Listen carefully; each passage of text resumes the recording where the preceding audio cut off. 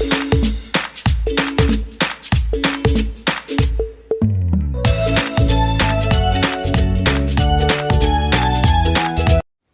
को नमस्कार। हमने अब तक वर्गमूल, घनमूल इन 2 अध्यायों की वीडियो जारी की है। आज दोनों अध्यायों की मिली जुली वीडियो, जिसमें उन प्रश्नों को छूने की कोशिश करेंगे जो बच्चे प्रतियोगिता परीक्षाओं में बैठते हैं, उनके लिए बहुत ही लाभदायक हो। वह बच्चा एनएमएमएस की परीक्षा में बैठता हो या एसएससी की परीक्षा में बैठता हो, उन परीक्षाओं में बैठने वाले बच्चों के लिए बहुत ही लाभदायक वीडियो बनाने की कोशिश में हूं। अब जब हम गणित की बात करते हैं, एक बहुत बड़ा गणितज्ञ जिसको हम वर्ल्ड वाइड मैथ मास्टर कहते हैं, W स्क्वेयर, वो आज से लगभग 12 वर्ष पहले हमारे बीच में नहीं रहे। उन्होंने लगभग हर देश में पढ़ाया। 1946 में जब वो भारत आए और मैथमेटिक्स सोसाइटी के सामने जब वो अपने गणित के विषय में बोल रहे थे, तो उन्होंने एक बात बड़े स्पष्ट शब्द में कहा था, जब गणित का अध्यापक बोर्ड के साथ खड़ा होता है, वो जो लिख रहा होता है, उस अध्यापक के मन में होता है उसने क्या करना है, इसका अर्थ क्या है और इसका परिणाम क्या होगा, लेकिन बच्चा उससे काफी दूर होता है। तो इसका अर्थ ये था कि पढ़ाने की टेक्निकों को, मतलब गणित में कम से कम बहुत ही ज्यादा बदलाव की जरूरत है और इस पर लगातार काम हो रहा है। हम अपने विषय को अब आगे बढ़ाते हैं। तो आज हम थोड़ा किताब से हटके और किताब से जुड़े हुए बातों से टेस्ट के लिए जो एप्लीकेशन है इनको निकालने की कोशिश करते हैं। सबसे पहले मैं, जैसे कल हमने घनमूल का आकलन विधि से, अगर एग्जाम में आए जो परफेक्ट स्क्वायर है और 4 अंकों संख्या है, तो उसका हम वर्गमूल कैसे निकालें। जैसे मैं यहाँ पर लिखता हूँ मेरा 3969। हम इसकी टेक्निक को समझेंगे। सबसे पहले यह है, इसको हम 2 भागों में बांट लेंगे, एक भाग में एक भाग में। यहां से मेरा इकाई अंक आएगा, यहां से मेरा दाई अंक आएगा, जैसे उसमें क्या था। अब मेरा दाई अंक ये किस संख्या जो पूर्ण वर्ग उसके आसपास है, उसका वर्गमूल क्या है। अब हमें पता है 39, 6 का वर्ग 36 होता है, 7 का 49, तो ये तो है इसके 6 के आसपास, 6 के आसपास। मैंने इसको 6 को यहां लिख दिया। अब 69, इसमें इकाई अंक किस संख्या को कितने से गुणा करें कि उसमें इकाई अंक 9 आ जाए। भाई 3 में भी 9 आता है और 7 में भी 9 आता है, तो इनमें से हमने एक चूज करना, कौन सा आएगा। ये सबसे जरूरी है। इसको ध्यान से सुनेंगे तो आप इसको पूरा समझ जाएंगे। इसके लिए क्या करेंगे, अब ये तो मेरा अच्छा आएगा, मैंने यहाँ से फाइनल कर दिया। अब मेरा इसमें से या तो मेरा उत्तर आएगा 63, या आएगा मेरा उत्तर 67 आएगा।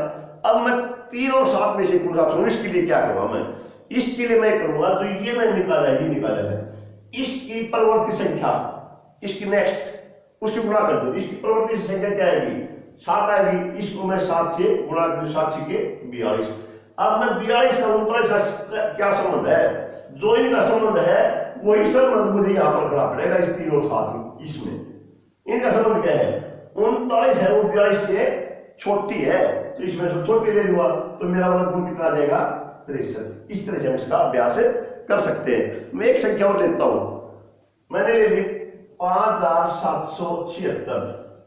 आप समझ गए क्या करना है। मैं इसको 2 भागों में बांटूंगा, मेरा पहला भाग ये है और दूसरा भाग ये है।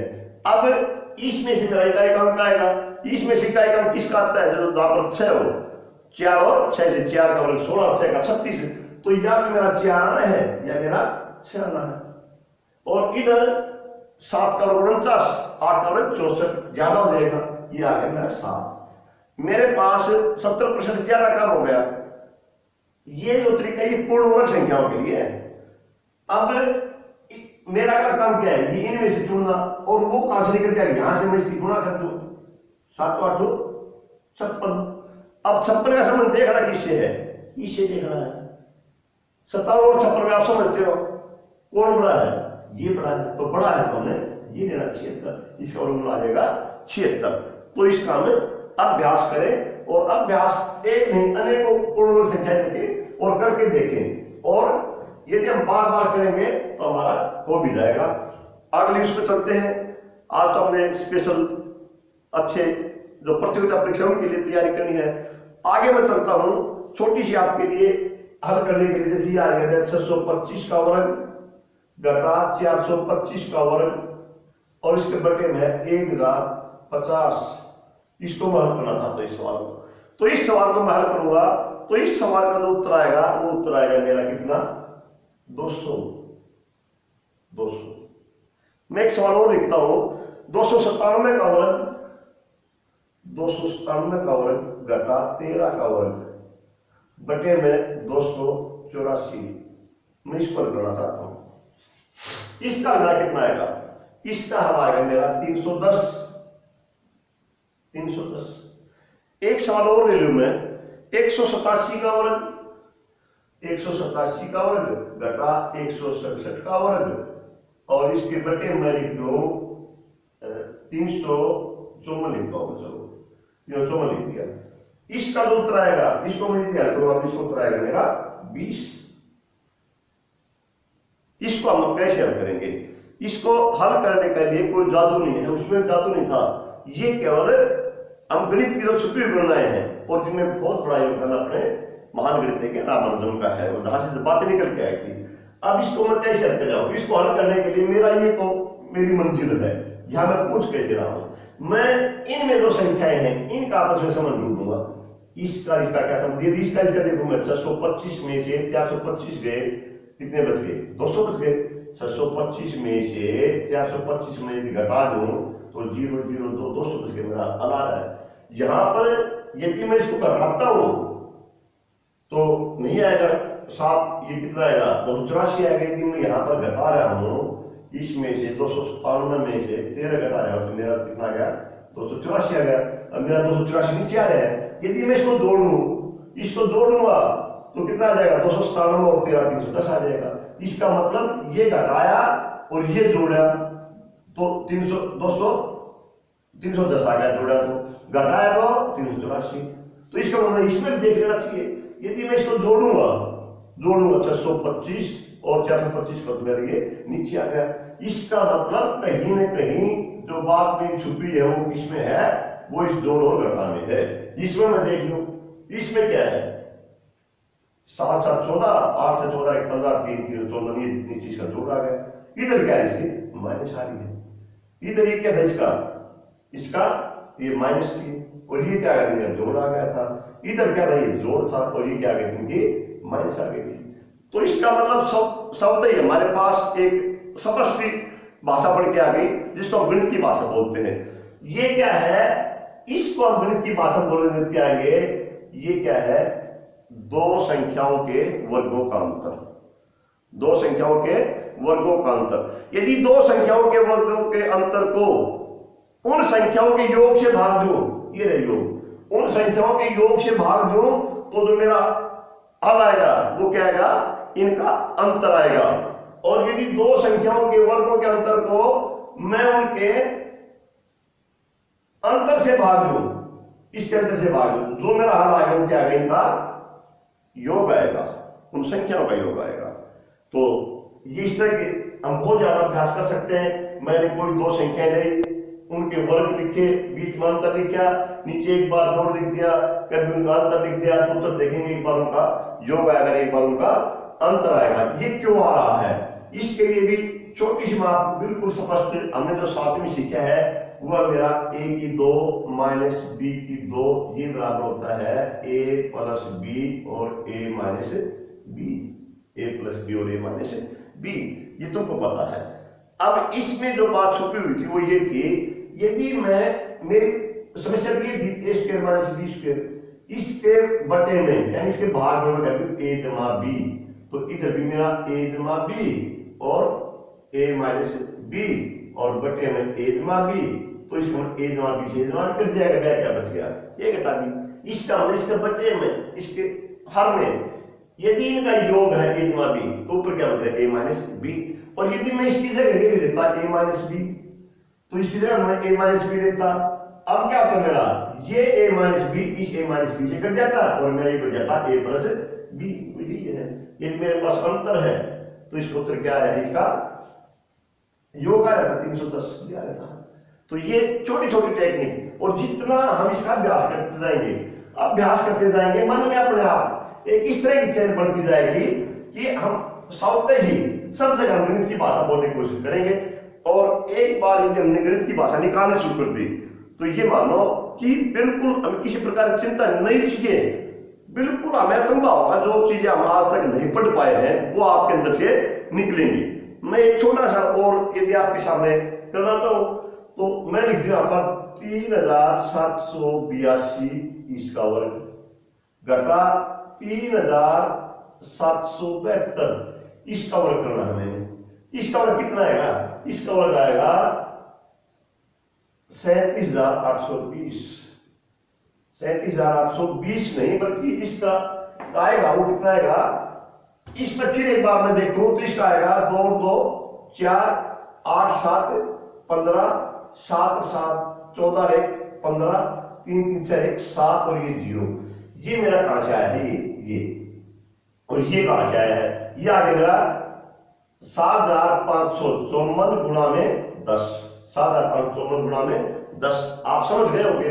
7,554 कहां से आया है, 7,554 आया है मेरा, मैंने जोड़ डाला 3,782 और 3,772 इनको मैं जोड़ डाला 2 2 4 8 7 15 7 7 14 1 15 और 7 ही आएगा मेरा ये। और ये 10 कहां से आया है मेरा, ये 10 आया है इनका अंतर।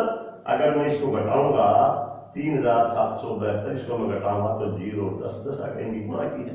तो इसमें क्या किया मैंने, एक बार जोड़ा और एक बार घटाया है। यहाँ पर तो वही है, एक तो इसको मैं एक बार जोड़ दूंगा इजमा में एक घटा बी। मैंने देख लिया आसान साइन का अंतर बहुत छोटा दे रखा है, संख्या कितनी बड़ी हो तो केवल मैं इनको जोड़ना है, इजमा बी और ए घटा बी, इजमा बी और ए घटा बी।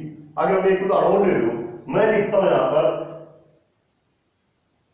8,897 इसका वर्ग घटा 8,896 इसका वर्ग। इसको हल करो, इसका कितना उत्तर आएगा।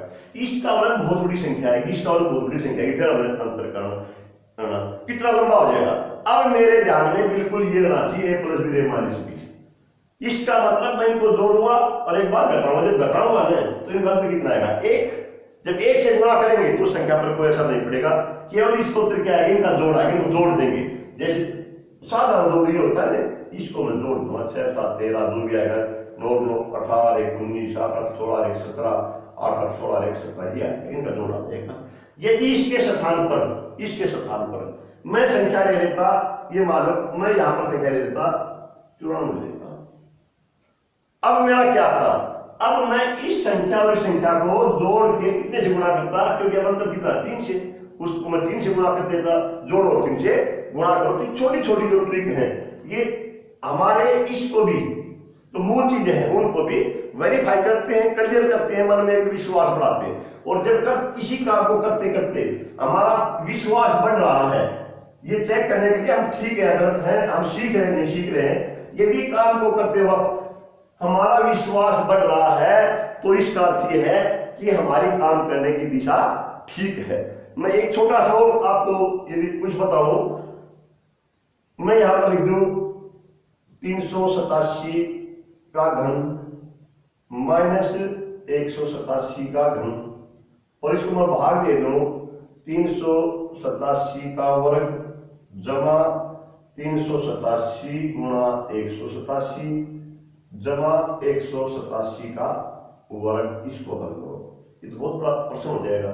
इसको 3 बार गुणा करना, इसको 3 बार गुणा करना, उनको घटाना, फिर इसको 2 बार गुणा करना, इन दोनों की गुणा करना, फिर 2 बार 187 गुणा करना, इनको जोड़ना, फिर से भाग देना, बड़ा लंबा हो जाएगा। लेकिन जब मैं इसको हल करूंगा तो मेरा इसका उत्तर आएगा कितना 200। और 200 क्या आ गया, 387 में से मैंने 187 घटा दिया, ये मेरा 200 आ गया। इस तरह के सवालों का भी हम अभ्यास करें। इसमें कहां से किसका प्रयोग किया होगा, इसमें है अपना a की 3 माइनस b की 3 का प्रयोग। इसके लिए मैं फैक्टर करो तो ये क्या आता है a माइनस b और a की 2 प्लस AB प्लस B की 2, इसकी तुलना हम करें। यहां ये गणित की भाषा में क्या है, दो संख्याओं के घनों का अंतर, ये सूत्र है। दो पदों के घनों का अंतर हम बीजगणित में बोल देते हैं। अब इसमें A की जगह ये है, B की जगह ये है, इसको मैंने भाग किससे दिया है, किससे भाग दिया है, इसको मैंने भाग दिया है A की 2, A की 2 ये A की 2 जमा A और B की गुणा। यदि मैं इसके बदले में एक बार लिख दूं A की 2 जमा AB जमा B की 2, तो ये भागना कैंसिल हो जाएगा, मेरा क्या बजाएगा माइनस B, इसी का प्रयोग किया मैंने। इसके मैं गुणनखंड करूंगा तो मेरे जो गुणनखंड आएंगे वो क्या आएंगे, 387 घटा 187 माइनस B आ जाएगा, A माइनस B। फिर आ जाएगा A की 2 387 का वर्ग जमा 387 गुणा 187 AB जमा B की 2 कितना 187 का वर्ग, और इसके बटे में क्या है, सारे बटे में ये वाली संख्या 387 का वर्ग जमा में 387 गुणा में 187 जमा में 187 का वर्ग, ये कट जाएगा, मेरे पास क्या बचेगा, केवल इनका अंतर बचेगा। अंतर कितना गया 200। तो ये सवाल हमें बड़ी आसानी से अभ्यास से कर सकते हैं। ऐसे अपने पास और भी जो बीजगणित के सूत्र हैं हम उनका भी प्रयोग करके कर सकते हैं। अपने A की 3 जमा B की 3 का है, A की 3 जमा B की 3, उसमें क्या आएगा, यहाँ आएगा A जमा B और A की 2 माइनस AB जमा B की 2, वहां हमें केवल जमा करना पड़ेगा। A की 3 में यहाँ घटा था मेरा, यहाँ घटा था, तो मेरा यहाँ घटा था और यहाँ जमा था, इसको बड़े ध्यान से रखना है।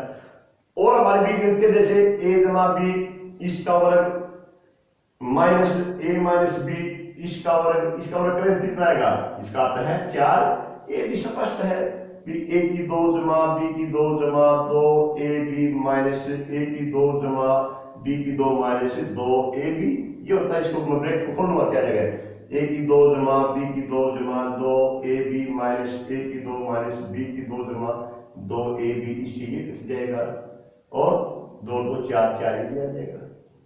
अगर मैं यहां पर प्लस लेता तो क्या आता, तुम करके देखना।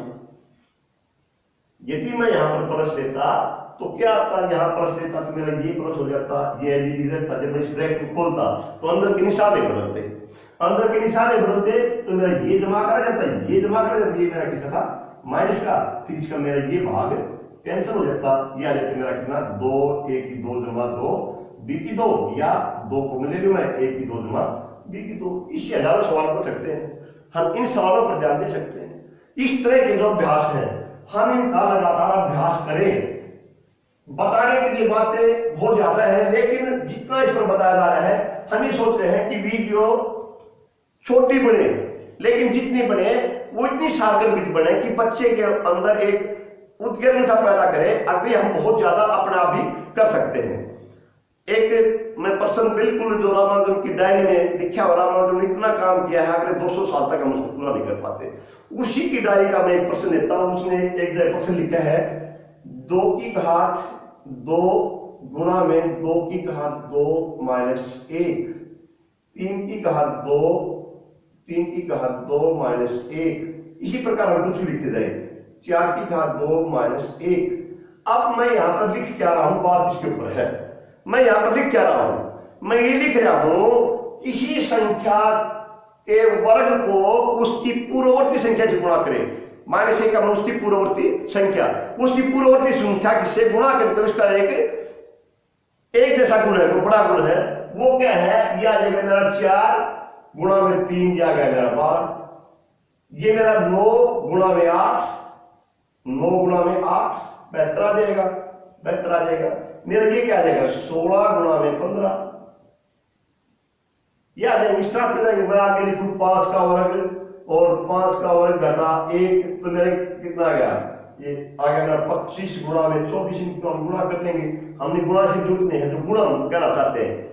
पेपर में इस तरह का प्रश्न आ जाए, अभी 9 का वर्ग और 9 का वर्ग माइनस 1, ये संख्या सदा की संख्या से भाग होगी, सदैव किससे भाग होगी, अपनी बात ये है। तो ये जो संख्याएं हैं, अब तो नोट करने की बात हो रही, ये संख्याएं चाहे वो सम है या विषम है, ये संख्याएं सदा ही 4 से भाग होंगी।